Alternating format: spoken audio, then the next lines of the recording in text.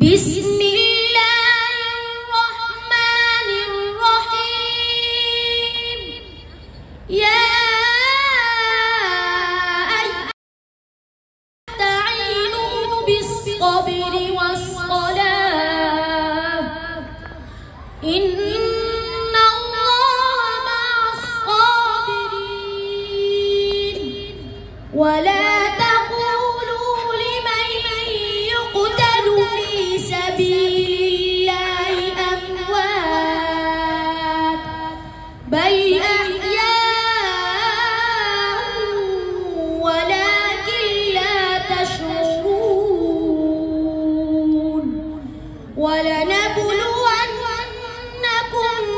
بشيء من الخوف والجوع